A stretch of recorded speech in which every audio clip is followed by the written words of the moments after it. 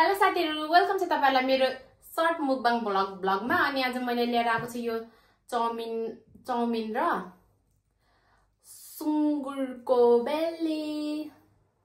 Let's go. के भन्छ, इतादाकिमासु। खाए ल,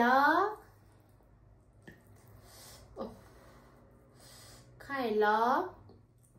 Cheers.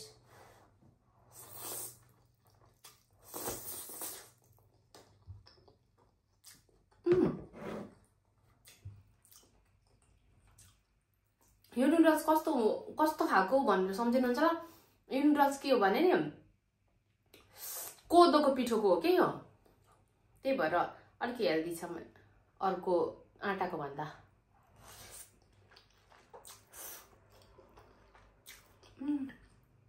म चाहिँ चम्ची ल्याइनेछु कि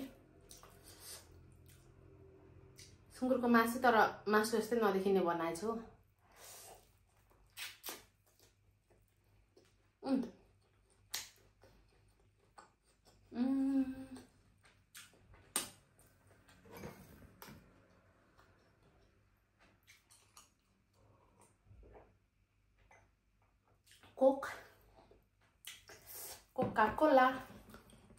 कोका कोला फिगर तिम्रो।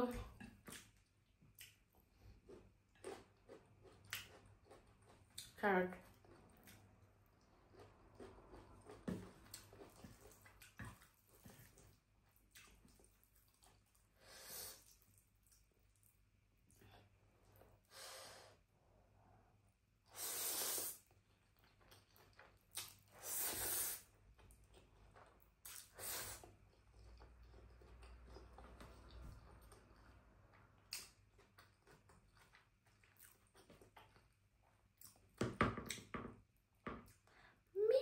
भएको छ।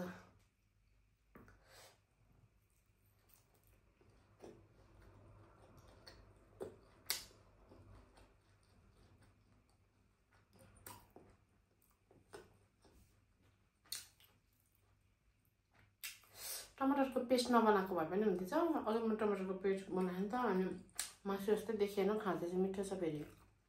बुझ्नुभयो?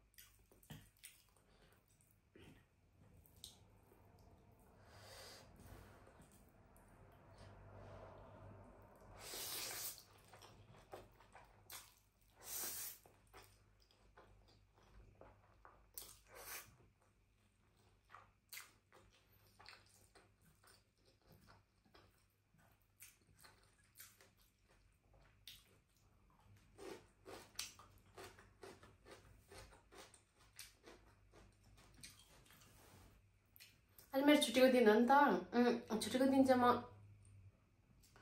अनहेल्दी खानेकुरा खाइन भने बिदा बसे जस्तै लाग्दैन कि। तर त्यस्तो अनहेल्दी होइन, जस्तै यो चाउमिनहरू रामेनहरू खाइन भने मलाई बिदा बसेको जस्तै लाग्दैन क्या, त्यसै गए जस्तो लाग्छ। त्यही भएर यसरी खाँदैछु। आज मलाई फुल बिदा बसे जस्तो फिल भइरहेछ।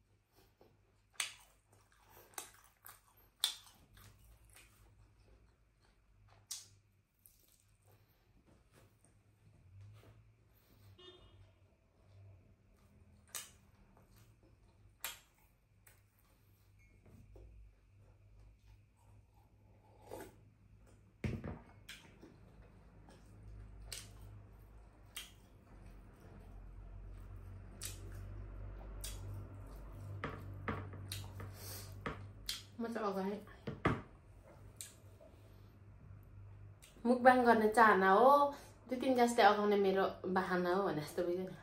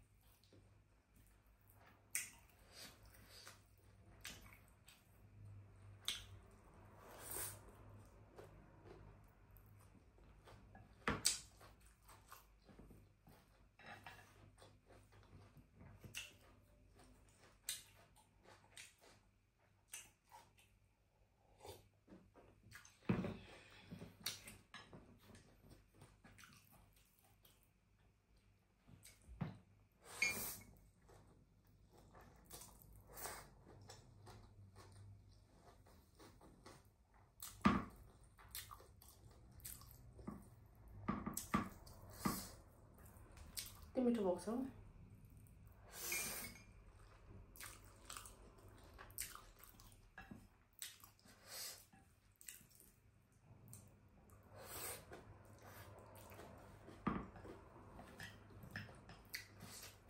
मासु चाहिँ खान सक्दिनँ जस्तो भयो त मलाई त